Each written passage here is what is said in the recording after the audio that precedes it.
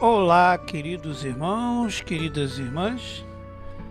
Estamos hoje no nosso quinto encontro para o estudo do livro Falando com os Espíritos de Américo Sucena. No nosso bate-papo anterior, nós falamos lá sobre o uso da terceira pessoa. E no dia de hoje nós estaremos aqui estudando a parte onde falo: nem posso ajudar e nem posso conversar? Pergunta o nosso amigo. E ele nos relata: caso o espírito comece dizendo alguma coisa, responda no sentido de dar continuidade à conversa. Por exemplo: nossa, alguém pode me dizer o que está acontecendo? O esclarecedor pode continuar a conversa. Você pode me dizer o que você está estranhando? Sem a necessidade de perguntar: eu posso ajudar? Foi direto lá, né? Isso é muito importante também. São detalhes, quero explicar logo a vocês de início, que não fiquem preocupados em querer fazer tudo isso ou fazer esses acertos de uma vez só. Isso não vai acontecer. É o tempo que vai fazer isso acontecer. É a leitura que vai fazer isso acontecer. É o estudo continuado que vai fazer essas coisas acontecerem. Estudarem as obras de Kardec, principalmente. Nós estamos aqui hoje fazendo um estudo de uma obra que foi basicamente concluída em 10 anos, com pesquisas, com estudo, com embasamento, que o nosso querido Américo Sucena teve o trabalho de fazer. E aqui nós estamos falando de mediunidade. E nada melhor para nos ajudar na nossa mediunidade é o conhecimento da doutrina espírita, da doutrina de Kardec. Volto a frisar e ser bem claro com todos os irmãos: eu não sou contra a nenhuma leitura, cada um lê o que quer, mas não abro mão de dizer que a prioridade é estudar Kardec. As outras obras vêm depois, tanto que elas são outras obras, e as obras de Kardec são obras fundamentais, não são obras qualquer, né? Como a gente vê por aí aos montes, pilhas e mais pilhas de livros e de escritores trazendo comunicação. Recebeu um espírito lá qualquer, ele falou alguma coisa, o cara já edita um livro. Não é bem por aí não, né? Temos que tomar muito cuidado. Mas vamos continuar o nosso assunto aqui, que é importante. Vamos falar agora do histórico. Esta é a parte mais importante da comunicação de um espírito necessitado, seja ele recém-desencarnado, seja ele refém do desencarnado, ou seja ele um perseguidor. Outras situações são variações desses três tipos de espíritos. Vamos a elas. Recém-desencarnado quase sempre não sabe que desencarnou e nem onde está, e às vezes desconfia de que algo está errado. Um refém do desencarnado já conhece a sua situação de espírito e está sob o domínio de perseguidores por alguma razão que desconhecemos. E o perseguidor, que é autoexplicativo, né? Não há necessidade de falarmos, porque a própria palavra já diz. A semelhança da anamnese que os médicos e terapeutas fazem, o esclarecedor deve fazer também. E vou citar aqui, porque Sucena fez a sua pesquisa em cima disso, desse livro, e eu vou citar aqui.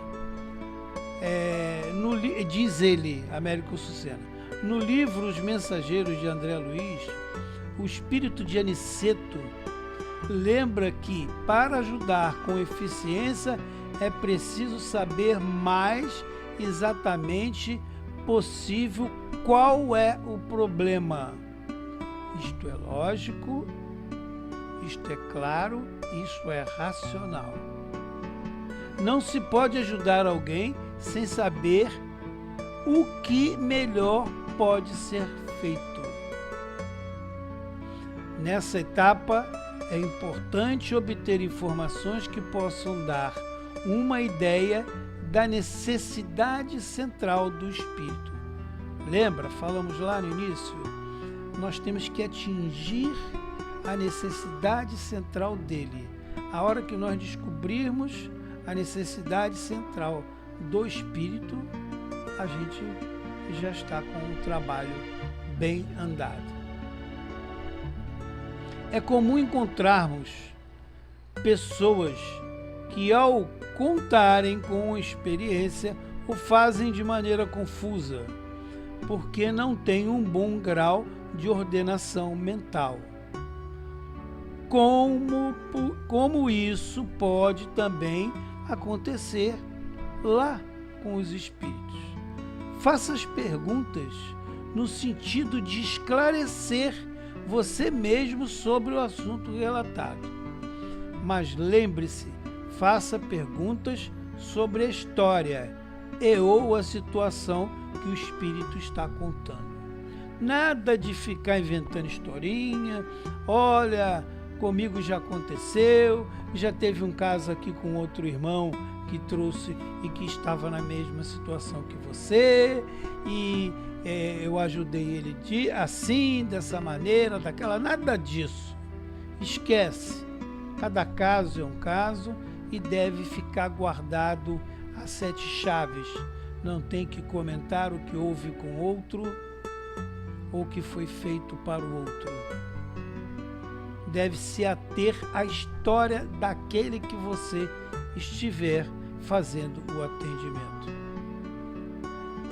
Vamos entrar agora na parte, o histórico da crise. Quando o espírito está em crise, face a uma morte traumática, ele apaga do consciente o que aconteceu com ele. Vemos nesse fato pelo menos 2 razões. A primeira é que não fomos preparados ao longo das reencarnações para enfrentar a morte como um fato natural e que dá continuidade à vida.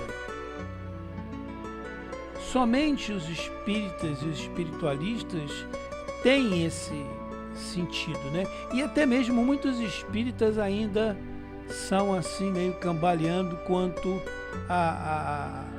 o fator morte, né? Ainda tem dúvidas.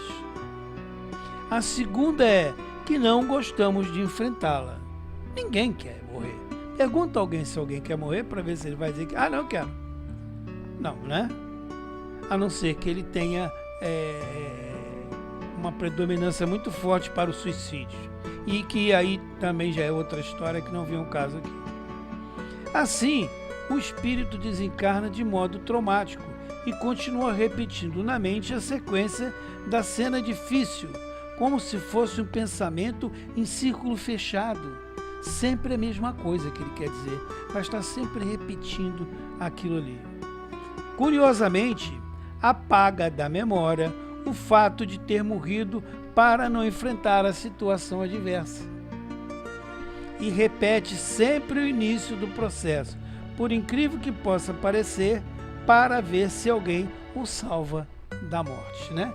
Não quer ficar lá, aí está sempre inventando história para tentar fugir dali e coisa parecida. Cita aqui Sucena um relato. Num determinado atendimento, o espírito dizia o seguinte: lá vem a onda, eu vou morrer. Conhecendo o mecanismo, o esclarecedor esperou mais uma vez antes de falar qualquer coisa, e o espírito, depois de uma pausa, diz novamente a frase: lá vem a onda, eu vou morrer. Não fazemos ideia de quantas vezes isso se repetiu na mente dele, enfermiça, a mente do espírito, mas não foi poucas vezes. Antes da terceira repetição, o esclarecedor, com firmeza de salva-vidas, disse-lhe: respire fundo até a onda passar. Vamos, respire fundo. Passando-se alguns instantes, retomou a conversa dizendo: vim salvar você. Meu amigo, nessa tempestade, vamos morrer juntos, disse ele. Nesse instante, a frase-chave foi dita: eu estou amarrado e preso a um barco que está próximo, ou vou me agarrar em você. Me avise quando isso você sentir firmeza.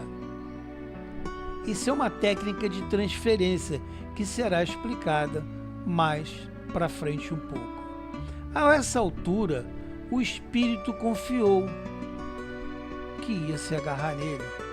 Após o socorro, pôde-se dizer ao espírito que ele estava salvo. Como morte não mata ninguém, só muda de lado, diga sim que ele está salvo.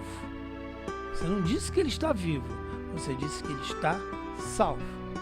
Só não diga de que lado que ele está, a menos que ele pergunte. O espírito terá o tempo suficiente para descobrir. Ok? Chegamos então aqui ao final do nosso estudo de hoje, que foi a quinta parte, né?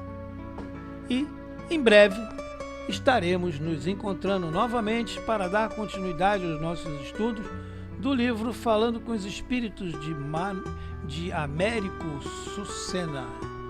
Queridos irmãos, Deus em seu coração, muita paz para todos.